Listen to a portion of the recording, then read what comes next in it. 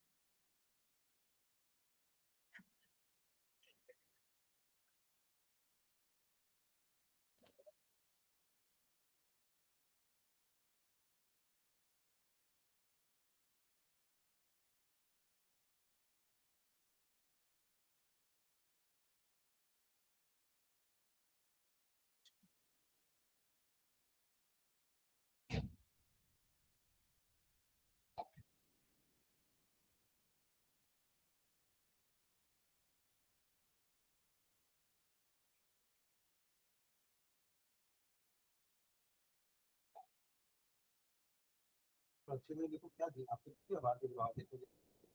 है?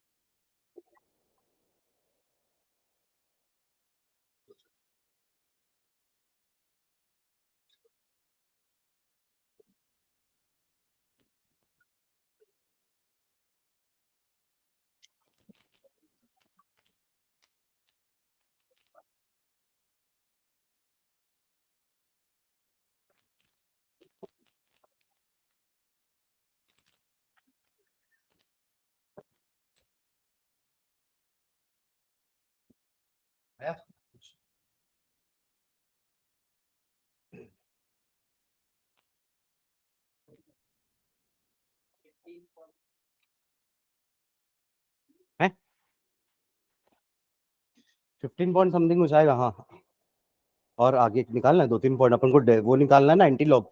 तो पॉइंट के बाद 3-4 डिजिट तो निकालो, तब तो एंटी लॉग निकाल पाएंगे।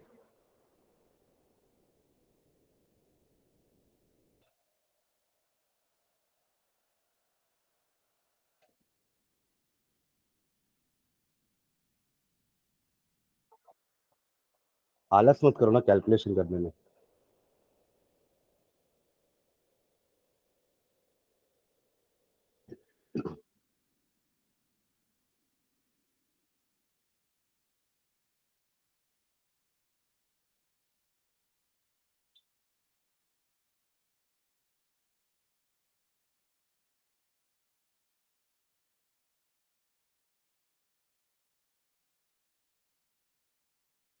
आप लोग वो संस्कृत संस्कृत नहीं, हिंदी या संस्कृत में वो कबीर जी का दोहा पढ़ते थे कि नहीं? पढ़े हो? इसमें वो आलस वाला एक दोहा कुछ पढ़े हो? हाँ, नहीं पढ़े हो? वो तो पुराना हो गया। तो दोहा ऐसा है, आलस्य कुतो विद्या, अविद्यस्य कुतो धनम, अधनस्य कुतो मित्रम, अमित्रस्य कुतो सुखम। मतलब आलस करोगे तो विद्या नहीं मिलेगी, विद्या नहीं होगी तो धन नहीं होगा, धन नहीं होंगे तो मित्र नहीं होंगे, और मित्र नहीं होगा तो सुख नहीं होगा।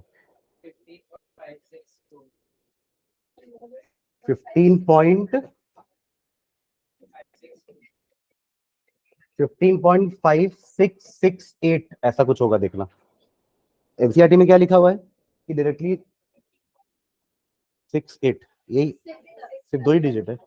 ठीक। हाँ चलो, अब इसका एंटी लॉग कैसे निकालेंगे ध्यान देना। यहाँ क्वेश्चन खत्म नहीं हुआ ना, हमको केसी निकालना है ना। देखो एंटी लॉग के लिए मैंने कल अपन जब लॉग निकाले थे तो मैंने क्या बोला था कि लॉग हम कैसे निकालेंगे, डेसिमल के पहले एक डिजिट रखेंगे, है ना, फिर उसका लॉग निकाल के जो भी लॉग की टेबल में होगा उसको हम एज इट इज लिखेंगे और लास्ट में मतलब पहले एक पॉइंट लगा देंगे। अब यहाँ पे उल्टा करना है।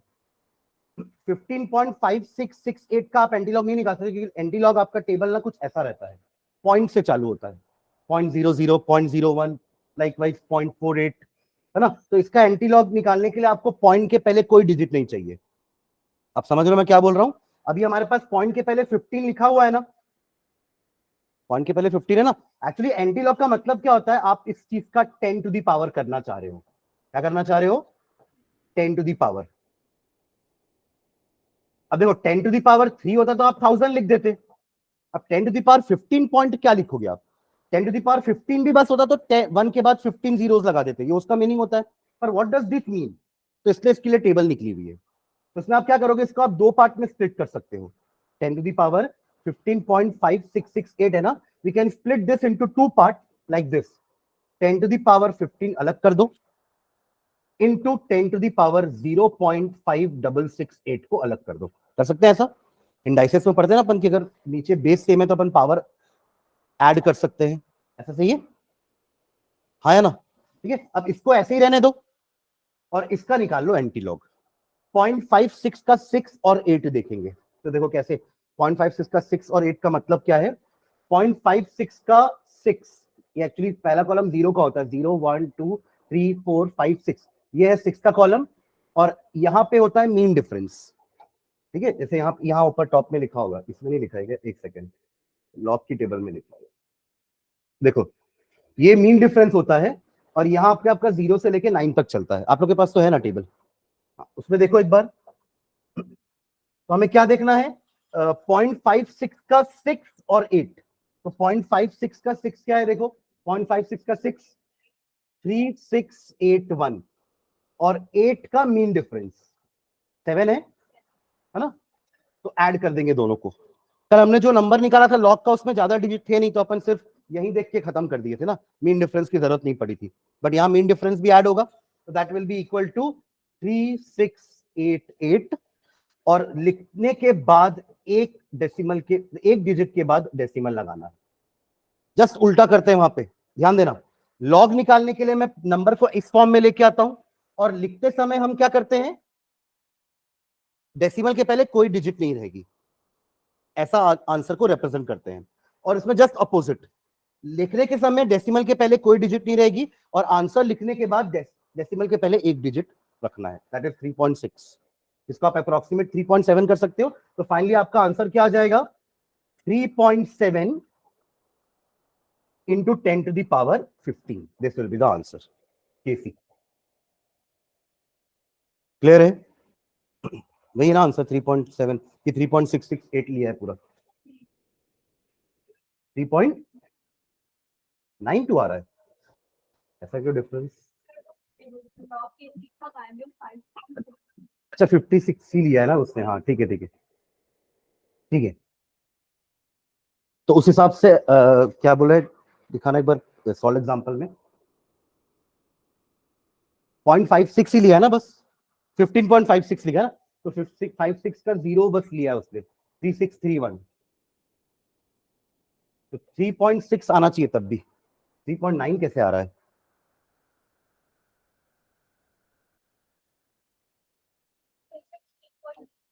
हाँ 15.6, अच्छा 0.6 लिया है, तो 0.6 का 0 ये रहा 3981, 3.981, हाँ इसलिए ऐसा आ रहा है। ठीक है, यही दिया ना 3.9892, हाँ ठीक है 9, अच्छा 92 दिया है, ठीक है छोड़ो चलेगा, ठीक है मतलब बेसिक समझ गए ना करना क्या है, ठीक है चलो क्लियर है क्वेश्चन सभी को, है ना? तो अगर आपको ई नॉट सेल दिया हुआ है तो अपन केसी निकाल सकते हैं बाय टेकिंग एंटीलॉग। एंटीलॉग करने के लिए नंबर को इस फॉर्म में कन्वर्ट करना है, there should be no number before decimal, no non zero number before decimal. Zero है ना, नॉन जीरो की बात कर रहा हूं, नॉन जीरो नहीं होना चाहिए, ठीक है? मतलब अगर कुछ है भी तो आप उसको ऐसे 10 के पावर में चढ़ा देना, अलग कर देना, और फिर सिर्फ इसी का एंटीलॉग निकालोगे टेबल से। क्लियर है? चलो चलिए नेक्स्ट हेडिंग डाल दिए थे ना, गिब्स एनर्जी वाला, electrochemical cell and Gibbs energy of the reaction, ठीक है, जिसको अपन डेल जी बोलते हैं, और डेल जी नॉट बोलूंगा अगर मैं स्टैंडर्ड की बात कर रहा हूं तो, ठीक है। ये एक्चुअली एनर्जी होती क्या है, गिब्स एनर्जी हम जो थर्मोडायनामिक्स में पढ़ते थे, हाँ it is a basically useful energy जिसको हम यूज करके कुछ ना कुछ वर्क कर सकते हैं, और अगर वर्क करेंगे तो एनर्जी कम होती है ना। देखो दो चीजें हैं, अगर आप सिस्टम पे वर्क करोगे, अपन पढ़ते थे ना, done work is done on the system, work is done by the system, दो चीजें हैं। अगर आप सिस्टम पे काम कर रहे हो तो सिस्टम की एनर्जी बढ़ेगी, getting what I am saying? मतलब पहले मान लो कि सिस्टम की एनर्जी है G1 फॉर एग्जांपल, आपने सिस्टम पे कुछ काम किया, work is done on the system, तो उस केस में नई एनर्जी क्या हो जाएगी, G2। एंड जो मैंने अभी आपको जो एग्जांपल दिया डन ऑन द सिस्टम, उस केस में G2 will be greater than G1, तो डिफरेंस क्या आएगा, D2 minus D1 will be positive, यानी कि del G is equals to positive. पर अगर उल्टा होता है, work is done by the system, तो सिस्टम की एनर्जी कम होगी, पहले सिस्टम की एनर्जी G1 थी, अब सिस्टम ने कुछ वर्क किया है तो एनर्जी कम हो जाएगी ना उसकी। आप अगर कुछ काम करते हो तो आपकी एनर्जी बढ़ती थोड़ी ना, आप और थकते हो ना। In the same way system is doing some work, उसकी एनर्जी भी कम होगी, तो अब G2 is less than G1। इस केस में आपका डेल जी क्या आएगा, नेगेटिव। Am I clear? अपन पढ़ते थे ना कि del G should be negative, अगर आप बोल रहे हो कि the process is spontaneous, del G should be negative, right? अभी हमने जो दो टाइप के सेल पढ़े ना इस चैप्टर में, दोनों में अलग अलग चीजें हो रही है, ध्यान देना इधर। हमने क्या किया, सबसे पहले क्या पढ़ा था, इलेक्ट्रोलिटिक सेल, सबसे पहले क्या पढ़े थे अपन, इलेक्ट्रोलिटिक सेल। तो सेल हमारा सिस्टम हो गया, सेल क्या है हमारा, सिस्टम। वहां पे हमने क्या दिया था इलेक्ट्रोलिटिक सेल में, इलेक्ट्रिकल एनर्जी, तब जाके वो रिएक्शन हो पा रहा था। मतलब ultimately the work is done on the system, आपने सेल पे काम किया ना, आपने सेल पे इलेक्ट्रिकल एनर्जी दी, तब जाके रिएक्शन हुआ, तो यहां पे आपके सेल की एनर्जी बढ़ी है, यानी कि first case work is done on the system. But second case में क्या हो रहा है, इलेक्ट्रोकेमिकल सेल में रिएक्शन हो रहा है, मतलब work is done by the system और उससे इलेक्ट्रिसिटी जनरेट हो रही है। इलेक्ट्रोकेमिकल सेल का वर्किंग याद है ना, zinc in zinc sulphate, copper in copper sulphate, electrical energy produce हो रही है, जिसके लिए अपन ने गैल्वेनोमीटर लगा के रखा था, राइट? तो यहां पे work is done by the system, और वो सिस्टम का वर्क, अगर अगर सिस्टम वर्क कर रहा है तो अल्टीमेटली उसकी एनर्जी डिक्रीज होगी, पर ये डिक्रीज इन एनर्जी किस फॉर्म में दिखेगी हमको, इलेक्ट्रिसिटी के फॉर्म में। हमने फर्स्ट लॉ पढ़ा है थर्मोडायनेमिक्स का, कि energy is neither created not destroyed, ये तो एनर्जी कंजर्वेशन लॉ है ना। तो अगर सिस्टम ने वर्क किया है तो उसकी एनर्जी कम होगी, बट वो एनर्जी कन्वर्ट किस फॉर्म में हो रही है? इलेक्ट्रिसिटी के फॉर्म में। नहीं, जितना देर तक वो चलेगा सेल उतना वो इलेक्ट्रिसिटी प्रोड्यूस करेगा, तो उसकी एनर्जी कम हो रही है सेल की, but that energy is actually converted into electrical energy. Am I clear? तो डिक्रीज इन गिब्स एनर्जी, सुन रहेगा, decrease in Gibbs energy is equals to electrical work done. आप समझ में आया मैंने क्या बोला वाला स्टेटमेंट? जितना आपका सिस्टम काम करे उतनी उसकी एनर्जी कम होगी और उतना ही इलेक्ट्रिकल एनर्जी बनेगा। क्लियर है? ठीक है, चलो इसके बारे में लिखते हैं, लिखना।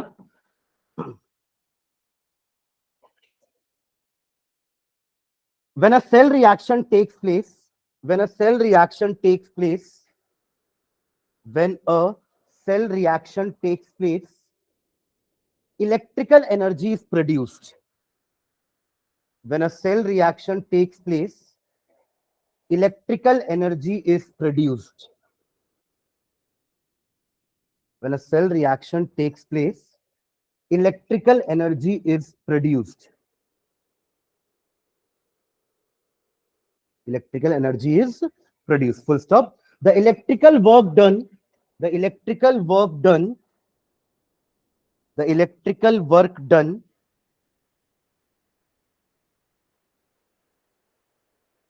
by the system, electrochemical cell में आपका सिस्टम काम कर रहा है करंट प्रोड्यूस करने के लिए। आप लोगों को समझ में आ रहा है ना?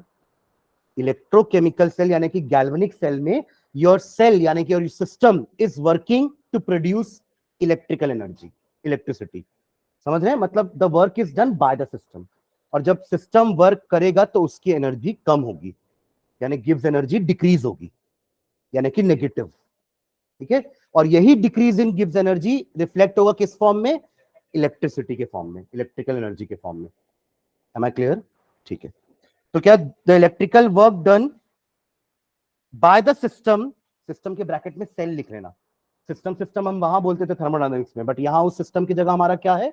सेल। ठीक है, cell results in corresponding decrease, results in corresponding decrease, results in corresponding decrease, results in corresponding decrease in the free energy of the system, in the free energy of the system, in the free energy of the system, corresponding decrease in the free energy of the system.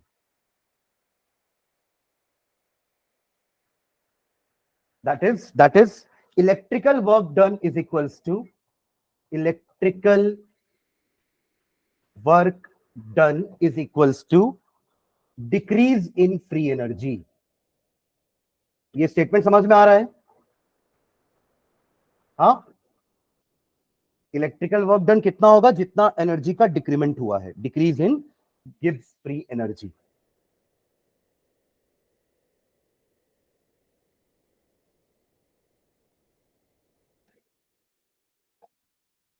Next line में, this electrical work done is equal to, this electrical work done is equal to,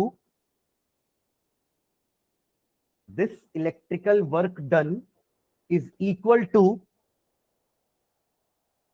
this electrical work done is equal to electrical energy, electrical energy produced। और energy inter related है ना, इसलिए दोनों का unit भी same होता है। Capacity to do work is called energy, तो वर्क एंड एनर्जी को हम इंटरचेंज कर सकते हैं ना। आप जैसे काइनेटिक एनर्जी का भी फॉर्मूला डिराइव करते थे क्लास 9th में, तो आप वर्क डन करते निकालते थे पहले कि कितना वर्क डन होगा एक बॉडी को एक जगह से दूसरी जगह मूव करने में। ये काइनेटिक एनर्जी का मतलब तो ये होता है ना कि it is the energy processed by the moving body. तो अगर आपने उस बॉडी का वर्क डन निकाल लिया कि उसने कितना वर्क किया है, तो वही उसकी एनर्जी होती है। ठीक है, तो पहले हम वर्क डन ही निकालते थे and that work done is converted into energy. ठीक है, ओके, तो क्या लिखें? The electrical work done is equal to the electrical energy produced, which in turn is equal to, which in turn is equal to, which in turn is equal to which in turn is equal to product of quantity of electricity energy का formula लिख रहे हैं ना, product of quantity of electricity flowing in the circuit and EMF of the cell and EMF of the cell and EMF of the cell and EMF of the cell। देखो ये वाला statement कहां से आया? आप लोग याद है, आप 10th क्लास में इलेक्ट्रिसिटी पढ़ते थे तो पोटेंशियल का एक डेफिनेशन पढ़ते थे, अभी भी तो पढ़ोगे ना आप लोग, इलेक्ट्रिसिटी फिजिक्स में पढ़ लिए। पोटेंशियल क्या होता है? What do you mean by potential? Electric potential. हाँ ऐसे ही पढ़ते थे ना 10th क्लास में, work done in bringing the charge from infinity to that point is known as the electric potential, यानी कि work done per unit charge. हाँ या ना? ये फॉर्मूला याद है? हमको क्या निकालना है? Work done. तो वर्क डन क्या हो जाएगा? V into Q. क्यू क्या है? Total charge which is flowing, into V मतलब EMF ऑफ द सेल। यही तो लिखा, अब रीड करो लाइन वापस से। The electrical work done is equal to electrical energy produce which in turn is equal to quantity of electricity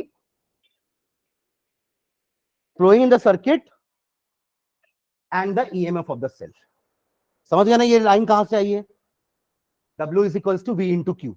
work निकालो, वही एनर्जी हो जाएगी। क्लियर है? ठीक है, ओके। दैट इज, नीचे लाइन में लिख लो, electrical work done is equals to quantity of electricity, उसी को थोड़ा सा मैथमेटिकल फॉर्म में लिख रहे हैं, क्वांटिटी ऑफ इलेक्ट्रिसिटी, इसको अपन कूलम में निकाल लेंगे, into EMF of the cell, potential.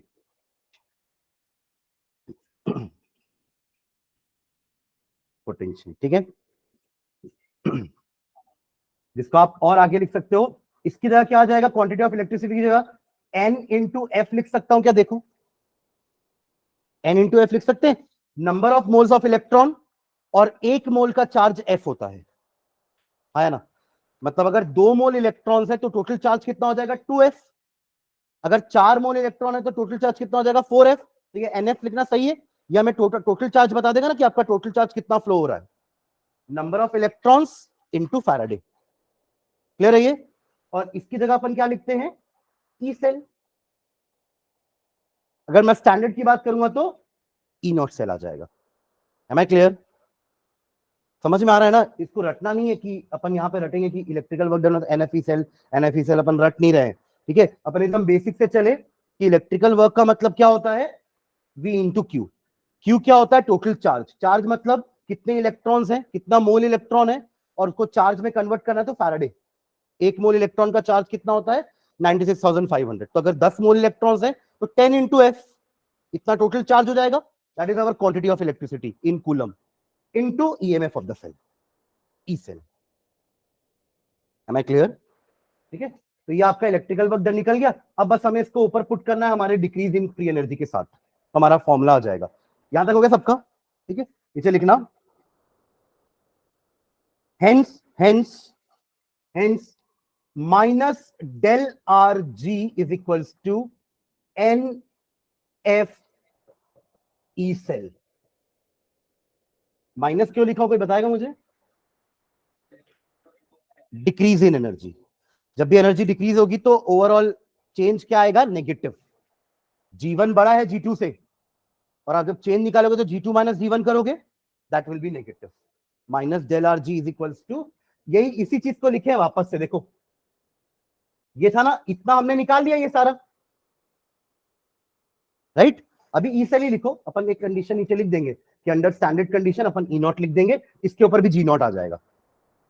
अभी नॉन स्टैंडर्ड कंडीशन लिखो, अगली लाइन में लिख देंगे अगर स्टैंडर्ड कंडीशन होगी तो ई नॉट सेल आ जाएगा और डेल आर जी नॉट हो जाएगा। ठीक है, ये हो गया सबका? ओके, नेक्स्ट लाइन में लिखो, under standard condition,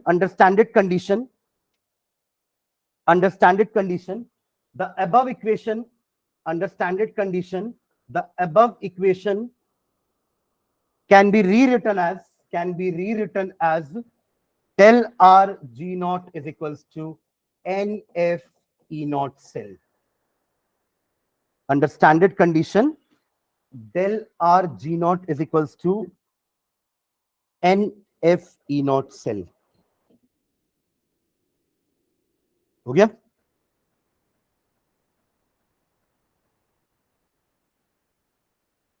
E not cell का वैल्यू अभी पीछे क्या निकाले थे इक्विलिब्रियम में? क्या था? E not cell is equals to RT upon NF LN KC था ना? RT upon NF LN KC निकाले थे लास्ट क्लास में, उसको आप पुट करेंगे, पर इसके एक लाइन लिखो नीचे, for a reaction in equilibrium, for a reaction in equilibrium, for a reaction in equilibrium, for a reaction in equilibrium,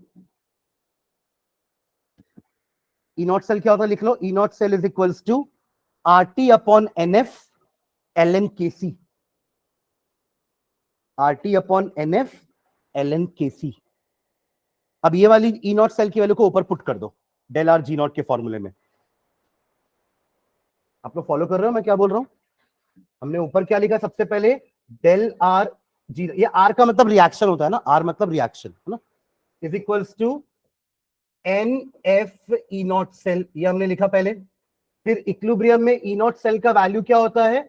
are T upon N F L N K C.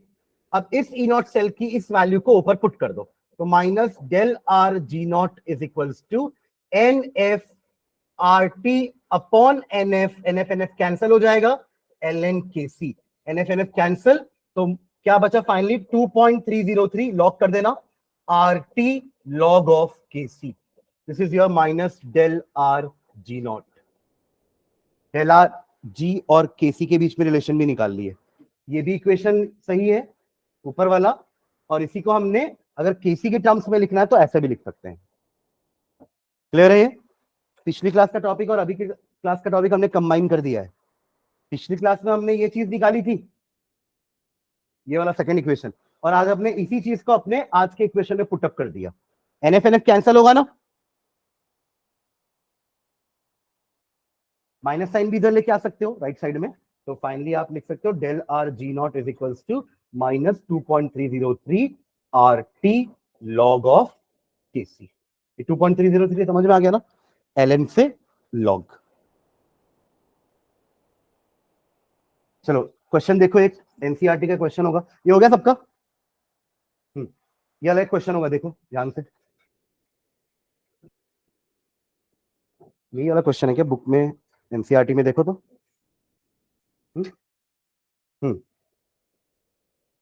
Go through this question, क्या बोल रहा है? Calculate the standard free energy change, यानी कि आपको निकालना है del R G naught, पहला चीज, and maximum work obtainable from the reaction. Work done वही होगा जितना आपका डेल आर जी होगा, वर्क डन और ये तो बराबर ही थे ना, क्या हो गया इसका? स्टैंडर्ड बोला है ना, ठीक है। मैं क्या बोला अभी एक लाइन कि अभी अपन क्या डिस्कस कर रहे थे इसमें? डेल आर जी नॉट, हाँ, decrease in free energy is equals to work done, तो आपसे वर्क पूछा है ना, तो जो एनर्जी आएगा वही आपका वर्क डन होगा, same energy and work done is interchangeable, ठीक है। ओके, और क्या निकालने बोला है देखो क्वेश्चन में? ऑल्सो कैलकुलेट इक्विलिब्रियम कांस्टेंट केसी, एक और क्या निकालना है आपको? केसी। चलो देखो क्या हो, हाँ हाँ, क्या करेंगे पहले? अच्छा, इसमें और आपके क्वेश्चन में बस इतना अंतर है, यहाँ पे पहले से ई नॉट सेल लिखा हुआ है 1.1 वोल्ट, और आपके में नहीं है, तो आपके में वैल्यूज दी होगी ना, कि आपके में भी लिखा हुआ है 1.1 लिखा है ना, चलो ठीक है। नहीं तो वही वैल्यू दिया रहता कि Zn का क्या होता है, कॉपर का क्या होता है, फिर आप दोनों को ई कैथोड माइनस ई एनोड करके 1.1 निकाल लेते। अरे हाँ या ना, है ना? चलो ठीक है, करो उसको, कैसे सॉल्व करेंगे? क्या निकालना है मुझे? डेल आर जी नॉट निकालना। क्या होता है del R G not? N F minus N F E not cell. What is N? 2। 2 mole electron use हो रहे हैं ना यहाँ पे। What is F? 96,500। E not 1.1 दिया है, बस तीनों को मल्टीप्लाई करो, डेल और जी नॉट आ जाएगा। करो, कॉपी में करो, वहां देखो मत बस। Minus N F E not cell करोगे, तीनों को मल्टीप्लाई करना है जस्ट, और कुछ नहीं। हाँ, क्या बोल रहे हैं?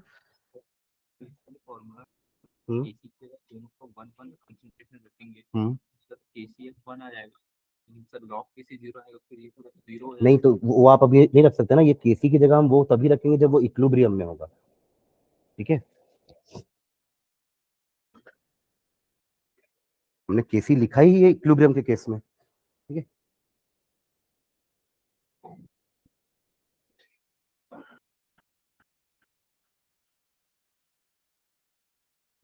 मल्टीप्लाई करना है बस।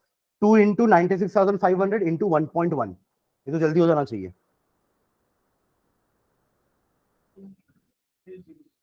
212300। ठीक है,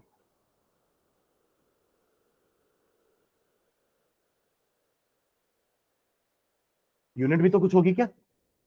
और माइनस में भी तो होगा क्या? माइनस है कि नहीं? सामने ही माइनस लिखा हुआ है ना। -212300 आ रहा है सबका। इसका यूनिट क्या होगा?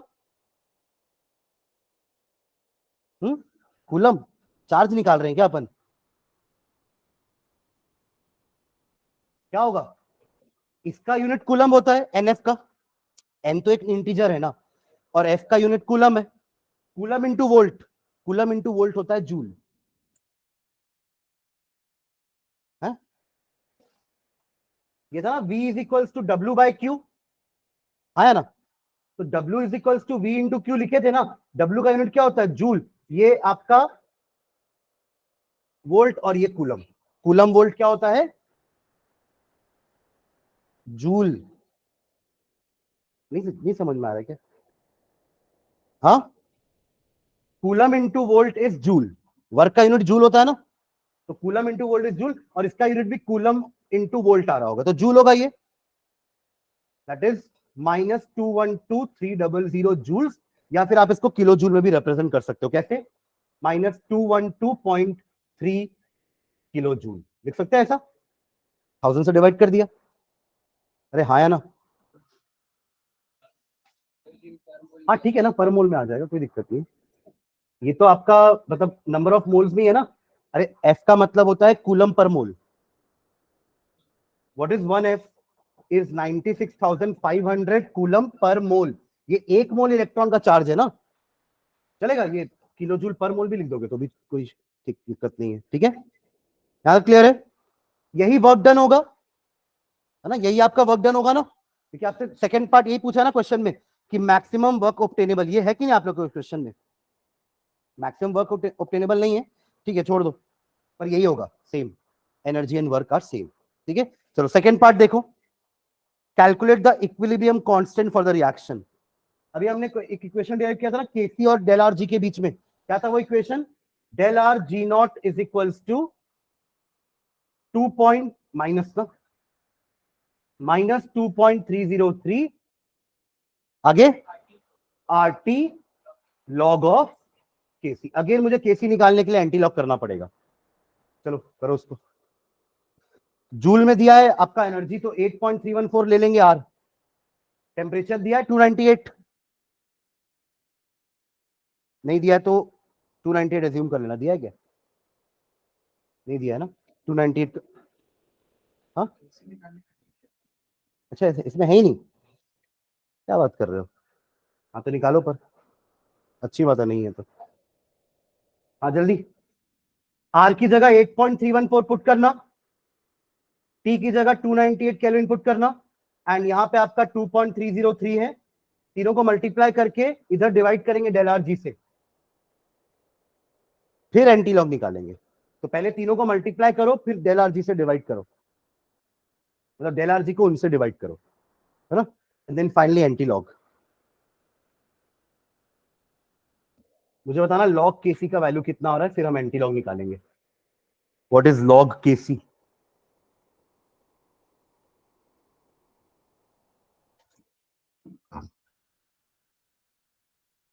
उसको किलो जूल में मत लिखना ना, क्योंकि अपन ने उसको जूल में लिया है ना, 8.314। तो 212300 ही वैल्यू पुट करना, because our R is in joule per kelvin per mole. तो आप एनर्जी को किलो जूल में नहीं ले सकते, उसको भी जूल में ही लेना। Getting what I am saying? यहाँ पे जो आप वैल्यू पुट करोगे ना डेल आर जी की, ये 212300 ही लेना, जूल में ही, किलो जूल में मत लेना। तो ये हमने जो नीचे 8.314 लिया है वो जूल में है, जूल पर केल्विन पर मोल।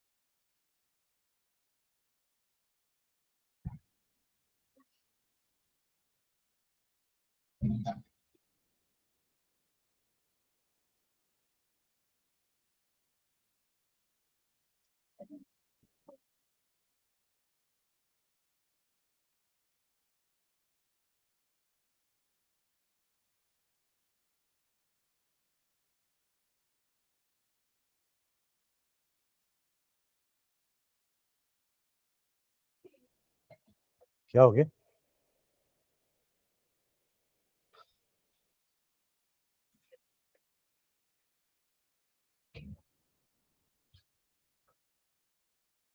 आया कुछ? ये तीनों का मल्टीप्लीकेशन क्या आ रहा है?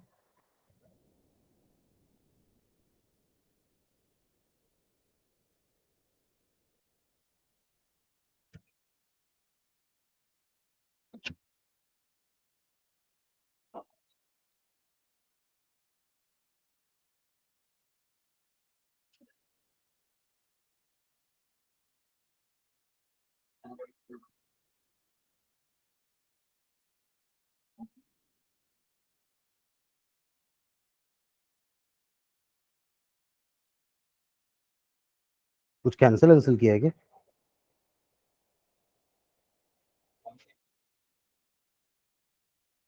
ये 212300 पूरा लिखना। अच्छा लिखा है ना, ठीक है। नहीं, 212.3 मैंने बोला ना, किलो जूल में नहीं लेना, उसको जूल में ही लेना है। हमारा जो 8.314 है ना, that is in joule per kelvin per mole, तो हम एनर्जी को भी जूल में ही लेंगे। 212300 डिवाइडेड बाय, आया किसी का मल्टीप्लीकेशन तीनों का?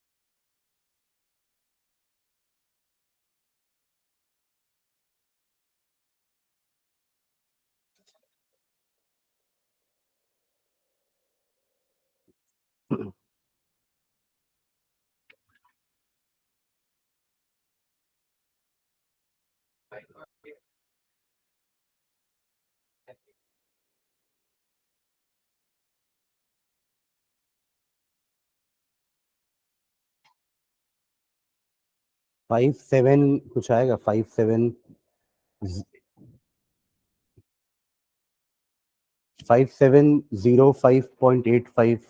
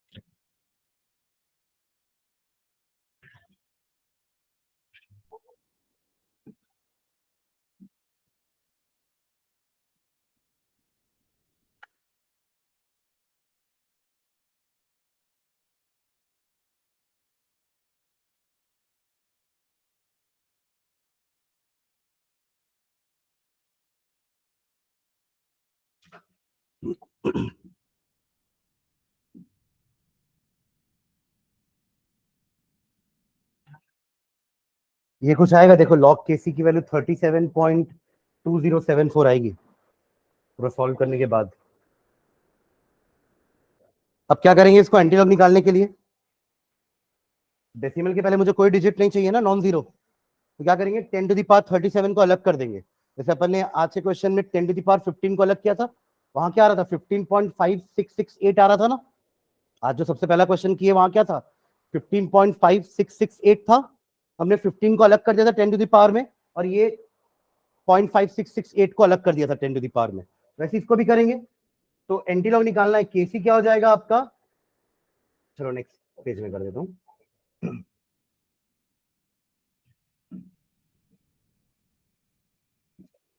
log of kc is equals to 37.2074, यही था ना, 2074, ठीक है। Now kc is equals to anti log of 37.2074। इसको आप अलग कर सकते हो, एंटी लॉग ऑफ 0.2074 निकालेंगे इंटू 10⁻37 अलग। अब ये देख लेंगे टेबल से, 0.20 का 7 और 4 मीन डिफरेंस, जल्दी बताओ। 0.20 का 7, 4 मीन डिफरेंस कितना आ रहा है?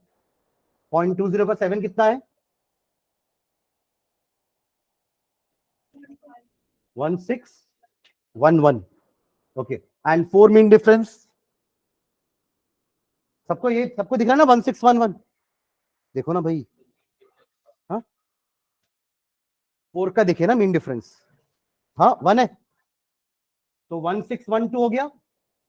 तो 1612 लिखना है और एक डिजिट के बाद पॉइंट लगा देना है। This is my answer. KC का वैल्यू, केसी का वैल्यू बहुत हाई है ना, 10⁻37 बोल रहे हैं, मतलब तो इसका क्या मतलब था, अपन कल केसी का वो लिखे थे ना, इट टेल्स अस द, हाँ रिएक्शन ऑलमोस्ट कंप्लीट, और केसी का वैल्यू बहुत ज्यादा आ रहा है, it shows us the extent of reaction, reaction कितना देर के बाद इक्विलिब्रियम अचीव किया है, बहुत सारा प्रोडक्ट बन गया है, तभी तो केसी का वैल्यू हायर है। ये केसी में क्या होता है, ऊपर प्रोडक्ट का कंसंट्रेशन डिवाइड बाय नीचे रिएक्टेंट का कंसंट्रेशन, तो प्रोडक्ट बहुत ज्यादा बनेगा तब तो केसी का वैल्यू ज्यादा आ रहा है ना, समझ ना। तो high value of K C corresponds to what, कि आपका रिएक्शन ऑलमोस्ट कंप्लीशन तक गया है, उसके बाद उसने इक्विलिब्रियम अचीव किया है, ठीक है, ये क्लियर है ना? इसमें आगे मैंने कुछ क्वेश्चंस होमवर्क के लिए डाले हैं, या आप लोग देखना। 3.5 3.6 ये एनसीईआरटी का इंटेक्स क्वेश्चन ही है क्या, देखो एक बार, इसमें कुछ इंटेक्स क्वेश्चन दिया है कि एक्सरसाइज का है ये वही है दोनों।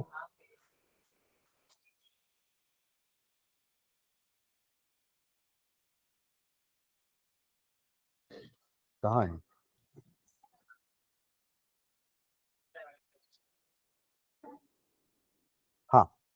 सबको दिख रहा है?